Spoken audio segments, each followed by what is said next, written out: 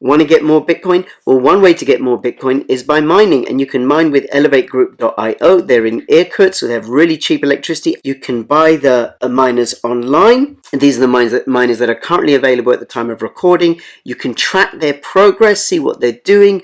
Your miners are doing through the Awesome Miner dashboard, and that way everything is transparent. They publish the profits and the costs and everything publicly on the Telegram group. I do invite you to go check it out, join the Telegram group, and this might be something that you want to take up. Always good to start a video with some happy smiling children. Hi everybody, this is Crypto Rich, working with you to get rich with crypto, filling our pockets with crypto profits. And in this video, I am going to be talking about Electroneum. That's right, Electroneum. And what has the children got to do with Electroneum? Well, this will become clear in a moment. First, I want to let you know this is not investment advice. Do your own due diligence and don't invest any more than you can afford to lose. And all I'm doing in this video and all my other videos is sharing with you what I'm discovering as I travel along on the blockchain. And while I was traveling along on the blockchain, in autumn 2017, is actually a viewer to one of my videos who said go check out Electroneum. So I checked out Electroneum. I reached out to Richard Ells. I had an interview with him too during the ICO, and I've been covering Electroneum ever since. And one of the things that Electroneum have done very, very recently is they've launched a moderated blockchain, proof of responsibility blockchain, as they call it. And what that means is that the mining rewards, instead of going to people that set up their own ASIC miners and then going to use a mining pool to generate Electroneum for themselves, the mining rewards are going to be distributed with something like about 20 NGOs. Now, Richard mentioned this in an interview that I did with him, which I shall link to at the end of the video, because they did a fork in the last few weeks or so in order to go from proof of work, because Electroneum is a proof of work coin based on the kryptonite algorithm that Monero is based on, and they went from that to proof of responsibility. And the first NGO to announce that they will be partnering with Electroneum is Ubuntu Pathways. Now, I hope I've pronounced that name correctly. This is the press release from Electroneum, and Ubuntu Pathways and Electroneum join forces to help thousands out of poverty with cryptocurrency. Now, I'm going to be talking about Ubuntu and what they do and why they do what they do, and also another charity that is also using Electroneum differently from Ubuntu Pathways, and that's what this video is going to be about, how Electroneum is involved in this field. So Electroneum has brokered a groundbreaking deal with Ubuntu Pathways. The NGO, which works with thousands of people in townships in Port Elizabeth, South Africa, is one of Electroneum's new trusted miners. The organization has a verified track record of delivering over 80% of the funds to thousands of children and their families. Ubuntu Pathways is one of Electroneum's new trusted organizations to mine their cryptocurrency ETN for block rewards that they can then convert to cash to further their humanitarian mission in South Africa. And Ubuntu Pathways transforms the lives of orphaned and vulnerable children from cradle to career in the townships of Port Elizabeth and South Africa.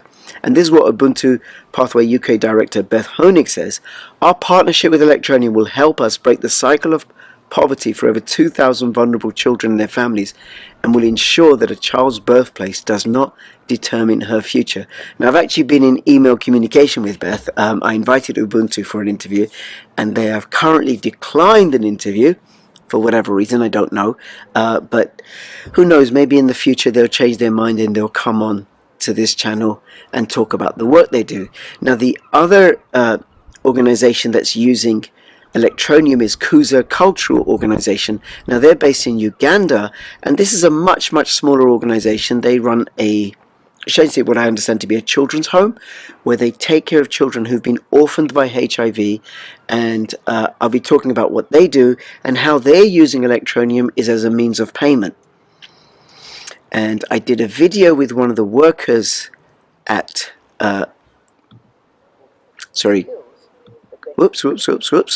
at Kuza Cultural Troop, and I'll link to this, and you can go and watch that and find out what they did. In fact, I posted it a week ago on the last Saturday in July 2019. But what both of these charities do is they deal with, or they out to empower and address the challenges faced by children and teens and adults with HIV. So what I'm going to do is I'm going to go over a little bit of what HIV is, and as well as not being a financial advisor, I'm not a medical advisor or scientifically trained. I do have a background in child protection social work in the UK, which means I just have some compassion for what children may be dealing with as they grow up. So HIV and AIDS, what's the difference? HIV is the virus that causes HIV infection, and it damages the immune system by killing CD4 cells. And these are cells that are part of the immune system, and the immune system is how we defend and protect ourselves against the onslaught of bacteria and viruses and other alien agents. HIV attacks and kills the CD4 cells, and the loss of CD4 cells makes it hard for the body to fight off infections. So if you get the HIV virus, human immunodeficiency virus, it means that you have less CD4 cells. The CD4 cells can't attack opportunistic infections that come along, so your immune system's compromised. And AIDS, acquired immunity deficiency syndrome, is the last stage of HIV infection. As HIV infection advances to AIDS, the amount of HIV in the body increases and the number of CD4 cells decreases. Now, there is a treatment. HIV medicines can stop HIV infection from advancing to AIDS. Without HIV medicines, HIV advances to AIDS in about 10 years. Now, this is from aidsinfo.nih.gov, and I'll have a link to this and everything else in the description below if you want to check it out for yourself. This is from WebMD, but I'm not going to go to that. I'm going to go to this one. Basic facts about HIV stands for Human Immunodeficiency Virus. People with HIV can enjoy a long and healthy life by taking antiretroviral treatment, which is effective and available to all. Once a person has HIV, the earlier they are diagnosed, the sooner they can start treatment, which means they will enjoy better health in the long term. And AIDS is a set of symptoms or a syndrome as opposed to a virus caused by HIV. A person is said to have AIDS when their immune system is too weak to fight off infection, and they develop certain defining symptoms and illnesses, and this is the last stage of HIV, when the infection is very advanced and if left untreated will lead to death. Now, although there is no cure for HIV, with the right treatment and support, people living with HIV can enjoy long and healthy lives. To do this, it's especially important to commit to taking treatment correctly. Now, Ubuntu Pathways, and Kuza both support people who have children who've been affected by HIV, and it is a problem that's particularly hit Africa, Southern Africa, hard. Number of people living with HIV in 2017 in different parts of the world. Eastern Southern Africa, 19.6 million. Western and Central Africa, 6.1 million. Asia and the Pacific, 5.2 million. And you think Asia and the Pacific, that includes China and India, that have between them over 2 billion people. And Africa, with a total of 1 billion people, has almost 4 times the number of people living with HIV. So it has hit the African population much, much harder. And this is for a range of factors: political, cultural, economic, religious, which I'm not going to go into, but you can do your own due diligence and check that out. I'm interested in what's going to make a difference to people with HIV wherever they are in the world. Okay, moving on. So that's, now what is the effect? Actually, let me show you this. Let's go back to this, right? So the darker the red, the greater proportions of populations with HIV. So in South Africa, 19.2%, Lesotho, 22.7%, Swaziland, 28.8%, Botswana, 22.7%, Namibia, 13.3%, Uganda, 7.1%.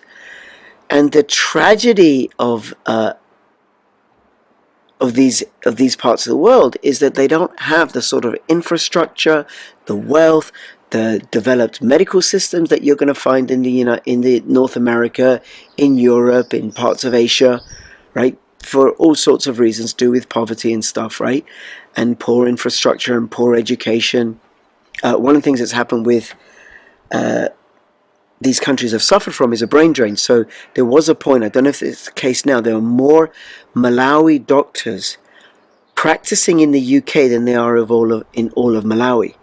So the state of Malawi, the colleges, the universities, they train doctors in Malawi, and the doctors leave to go work in the West, where they have better better income, better services. But what that does, it deprives Malawi of this talent. So that's one of the challenges that African nations face. And then what do children face? Children are particularly impacted. But actually, oh, sorry, I'll come to that in a second. This is the slide, the next slide, right? What I do is I do some thinking for one of these videos. How am I going to do this? How am I going to frame this? And then I get all the slides, the videos together in different tabs, and then I go through them to tell a story. And I don't have a script. I'm talking about this as I go through this, and I've just gone to the wrong tab. So let's look at I'll come to the effects of children in a moment, right? And then we'll talk about Ubuntu pathways and Kuza. So what's the effect of HIV/AIDS on the economy? So this chart shows the projected loss in agricultural labor force through AIDS in the 9 hardest hit African countries between 1985 to 2020. So Namibia, a 26% decrease in the agricultural labor force. Botswana, minus 23%. Zimbabwe, minus 23%. Mozambique, minus 20%. South Africa, minus 20%. Kenya, minus 17%. Malawi, minus 14%. Uganda, minus 14%. Tanzania, minus 13%. So what happens is, the labor force reduces. It shrinks the labor force, and it reduces productivity. It reduces the opportunity for exporting crops, but also for feeding the population sustainably. So then you have to increase imports, which has an effect on the currency, because then more of the money, the currency, outflows to other nations and then can't be invested in the home country.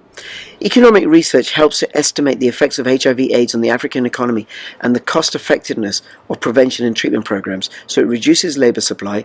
It has reduced average economic growth rates by 2 to 4% a year across Africa. You know, when you have such a dramatic reduction, 1 in 4 loss of the labor force in agriculture, never mind other sectors of the economy. Prevention and treatment programs and economic measures limit the economic effects of HIV and AIDS.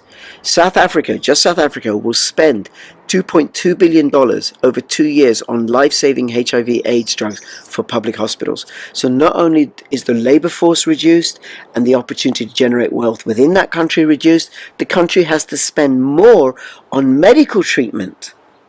Never mind the social impact of HIV and AIDS. Never mind the impact on children. And how does it affect children? Let me move me. Okay, effects of HIV/AIDS on a child's community. AIDS ravages a community. Schools lose teachers, and therefore the children lose an education. Doctors and nurses die, and therefore people do not have adequate medical attention. Children are stigmatized and outcasted in society. Poor education, nutrition, and healthcare all aid in the transmission effects of AIDS, HIV and AIDS. Elders are unable to provide for the children whom cannot provide for themselves as it is. Systems, structures and traditions that hold the community together start to deteriorate, making conditions even worse. So what you have in Western nations, like in Europe, in the UK, in Ireland, in Canada, in the maybe less so in the United States, I don't know, right? But certainly in Canada and European nations, is you have government systems that take care of people. Now, in less developed societies, you have the family taking care of people, where families support each other, and you have much, much larger families. But one of the things that's happened as HIV and AIDS has hit Southern Africa is children have lost their families. Now, I'm going to post a link to a charity that I have actually been supporting for about 14 years now, called loveisallweneed.org. They don't do anything with Electroneum, by the way, but I found out about them about 14 and a half years ago.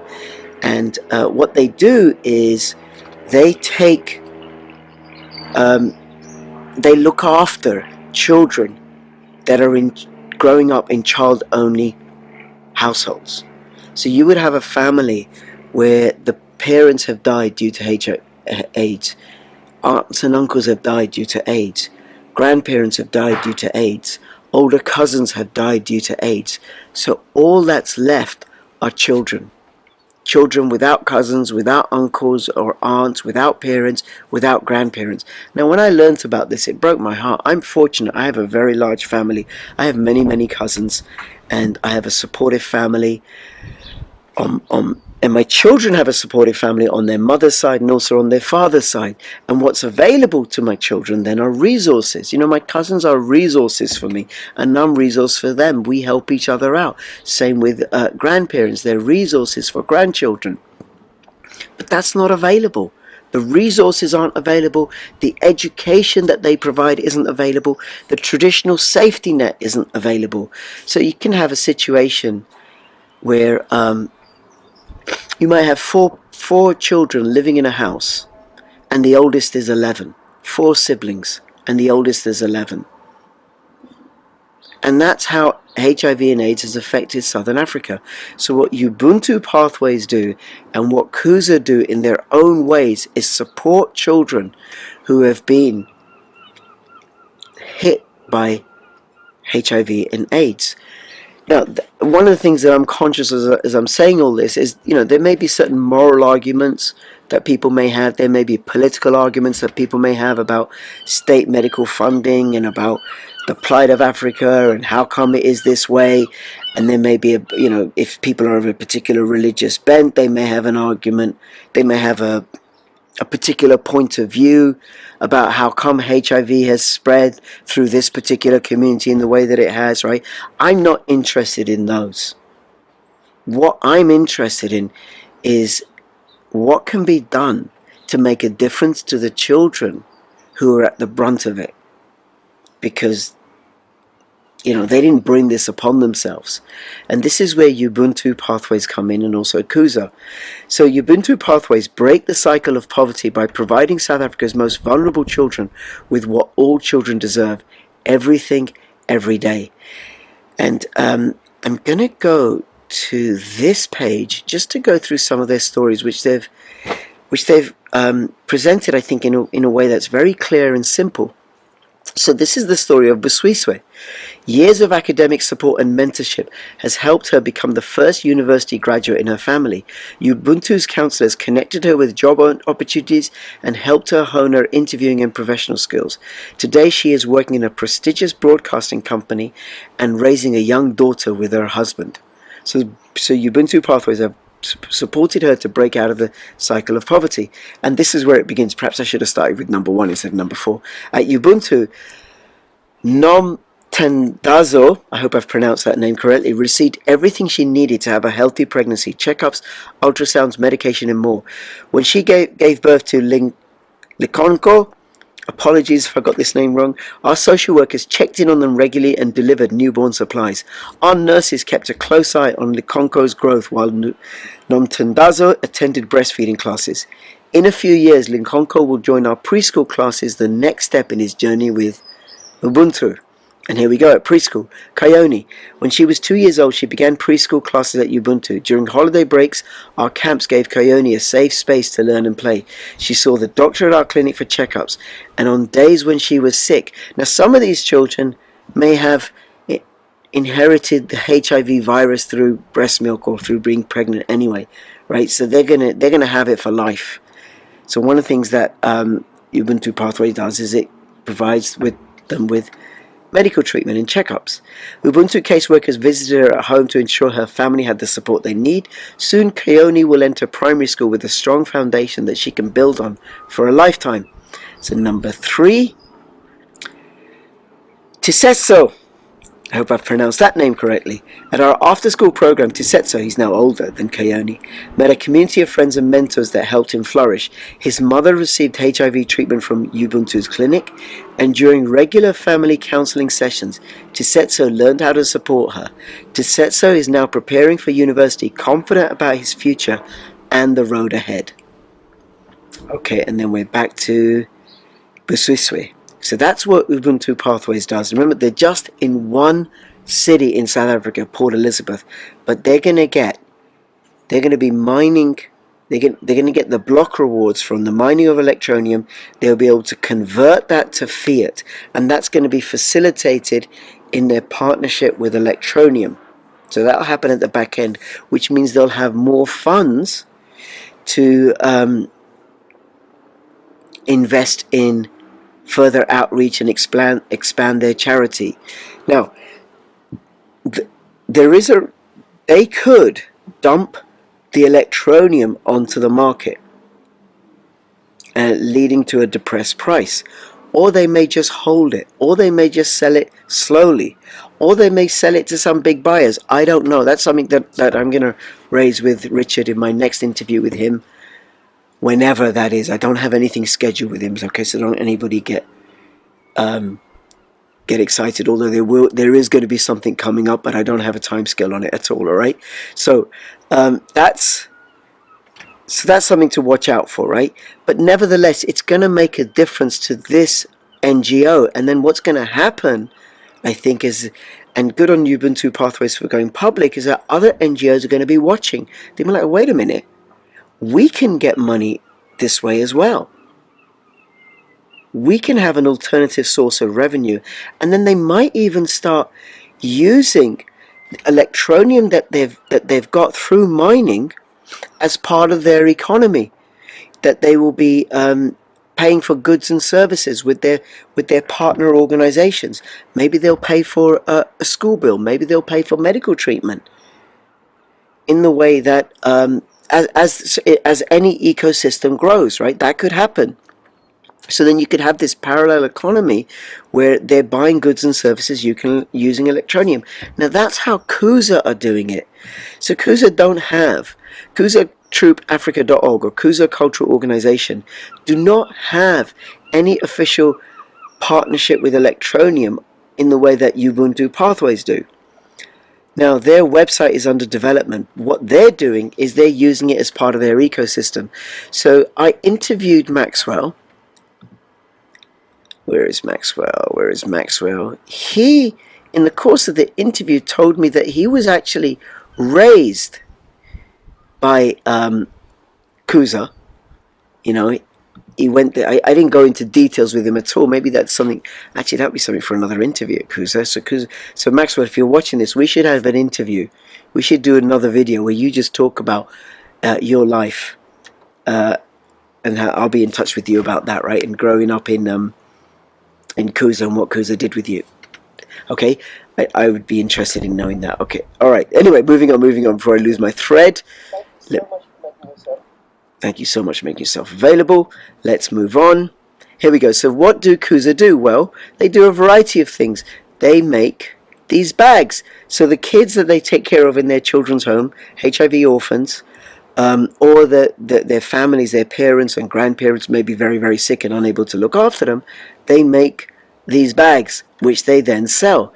They do other things as well, but let me tell you what their vision is, their overall goal, or what we want to achieve. Vulnerable youth, economic empowerment and self-dependency. We want to promote and improve youth business skills through tailored small businesses and enterprise training for youth, for the young people. Build scalable, high-quality, replicable operations and networks to reach more youth at lower cost. See, so these bags that are made by the children at Kuza, that could also work as a day center. So it doesn't have to be children that are resident there. They can actually do this through outreach, where children come in, young people come in and they make these bags and then they sell the bags and they earn some Electroneum because they're going to be selling the bags for Electroneum. So that can easily expand, and then other organizations, they could set up another center in another part of Kampala or another part of Uganda. Develop innovative and sustainable social enterprise models and partnerships to sustain growth for Kuza youth and the entire community. So they're going to organize practical training on small enterprise identification, and I'll go through some of the stuff that they do. Record keeping, customer care services and financial management skills. Form self-help village groups through young people share experiences, save their earnings and get regular support. Train young group promoters that shall recruit and train more young people and encourage them to join self-help groups. So they can start doing outreach, sending out, like that somebody who is, gets really, really good at taking care of this part, just the bags, making the bags, doing the financing, doing the marketing, the buying the supplies, logging how long it takes to make a bag, how long it takes to sell a bag, that person could then go do outreach work to villages and stuff and other centers where they say, listen, this is what it takes to make this. So they can reach out and do that. Provide startup capital for small enterprises to selected participants. Okay, so somebody grows up through the Kuza system, learns, and then they need to want to set up their own business, perhaps a stall where they're selling their bags. So Kuza will provide startup capital. Establish partnerships and linkages with other organizations, both national and international, for project support and sustainability. So one of the linkages is with Electroneum. Now I'm not going to go through the rest of it, but here you can see, you can read it all for yourself. Improve community access information on HIV, AIDS, sanitation, hygiene, and environmental conservation. Promote access to HIV, AIDS, prevention and care services to the community with a focus on women and youth. Empower the community to achieve sanitation, hygiene, and environmental conservation. So one of the things that Maxwell and I didn't talk about, but he just mentioned at the end of our interview, is how they are focusing on women. Because they're the ones that carry a lot of weight and economic power, and you reach women, and I think it makes more of a difference to a particular community because of the way that women are central to the functioning of a community in a way that men aren't. Just my opinion. Okay, the way I see it. So this is what Kuza do. So what else do they do apart from making bags? Well, they make these drums, and they make a whole range of drums, which they then sell for cash or they sell for Electroneum. They also raise goats, and they use the goats for milk, which they can use within their center, but also to sell, and they can use the goat meat or sell the goat meat. They also have chickens. They also make clothes, and then that way the young people in the center, they learn how to make clothes. They learn clothes making, and then they sell the clothes. And the other thing that they do is they have a dance troupe, and there's a little video here. The sound isn't great, so one thing. Okay, so they have a dance troupe, right? And what they do, traditional Ugandan dance, and then the dance troupe gets hired out for weddings and other functions, and then those funds go into the work of the center, as well as, I imagine, the children and teenagers and young people that work there, so they all benefit. So it's a community enterprise. Now, Kuza are a much smaller organization than Ubuntu Pathways, but it seems to me the work that they're doing is worthwhile. They are a registered charity, registered with the Ugandan regulatory body, and you can find that information on their website. And I'll have their ETN address in the description below if you want to send them ETN. 1 ETN, 100 ETN, and half a million ETN, entirely up to you. And also, if you want to send ETN to Ubuntu Pathways, I have their Electroneum public wallet address here. So that'll be in the description below. So you can give to one, or to both, or to none. It's entirely up to you. What I would like from you is a comment, a like. If you subscribe, if you haven't subscribed, if you have subscribed, please click the notification bell, right? And if you're going to subscribe, click the notification bell. And if you're already subscribed, check, because one of the things I think that's happening is that subscribers to my channel aren't getting notifications when I do videos, and I post videos pretty much every single day. And let me know what you want me to cover with regards to Electroneum.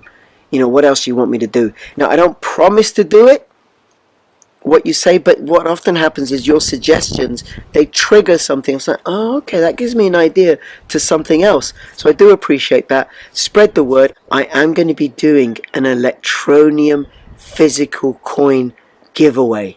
I am going to be doing that, all right? So please do watch out for that.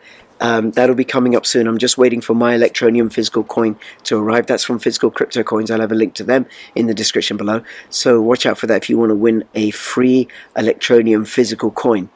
All right. Between now and when I see you next, please keep filling your pockets with crypto profits. This is Crypto Rich signing out. All the best. Bye-bye. Physical crypto coins. So I've interviewed Kata, who's one of the Pirate Chain community in the Komodo community. You can order these coins. I have a link in the description below, which gives you a 10% discount off all the coins apart from the silver one, which is in limited supply. There aren't many of those. And there are other coins like a Komodo coin and a Burst coin and a Verge coin. And there are going to be more exciting coins to come, okay?